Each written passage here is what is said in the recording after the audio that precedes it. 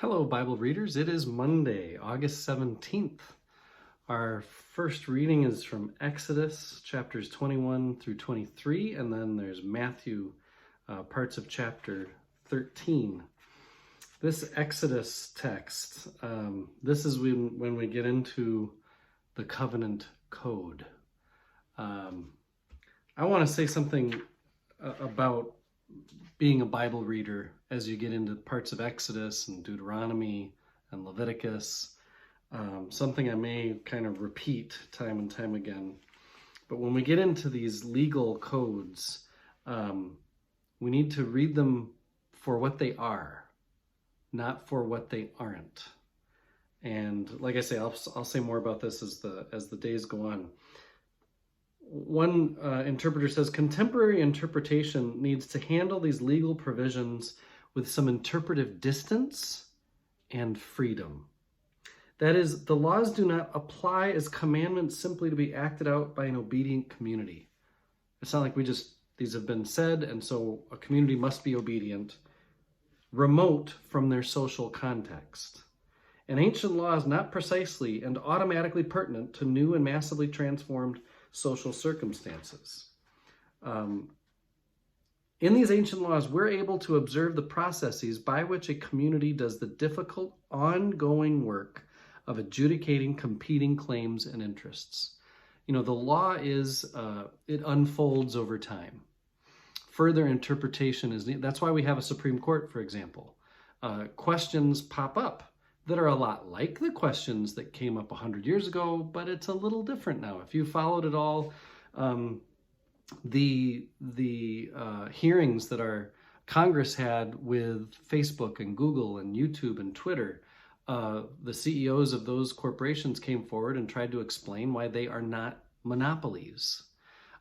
It was a very similar conversation that our government had with the trusts of when the century was turning from the 1800s to 1900s. Big steel, big coal, all those big trusts were broken up because they had become monopolies. It's a similar question in our day and age now, and yet it's a different context. And so it's not just a no-brainer. Interpretation is needed from one context to another. And so this interpreter says, on the whole, law is not an effort to fix eternal principles, but to adjudicate some question at hand. If we understand these laws in relationship to the specific case in question, then interpretive practice might allow the church, in its moral bewilderment, to lower its strident voice and address the human questions before it. And so that's the first and foremost thing I want you to think about as we get into these sections that are law heavy. Is what are these parts of Scripture trying to accomplish? Did someone write these laws down thinking about the year 2020? Probably not, although that could be up for discussion. This was probably all written down to address certain circumstances of their times. Okay. The Matthew text is the parable of the sower, something very, very familiar to many of us. This is all about the mystery of election and rejection.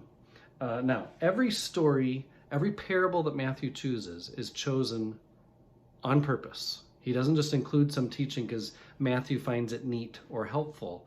Matthew is trying to say something very specific about the competing groups of his day.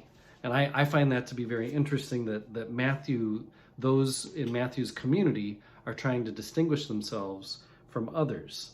The major theme in Matthew's presentation of Jesus' parables is the mystery of the rejection and acceptance of Jesus' word of the kingdom. Why do some people accept the gospel and some do not? What's that about? That's what this parable of the sower is about. The interpretation of the parable says there's three things that can make people not really follow: the evil one's activity, personal shallowness, and worldly concerns and desire for wealth. Those are the kinds of things Matthew was trying to speak against. Still pertinent today. I am one with my God. My God is with us, all of us, at all times and in all places.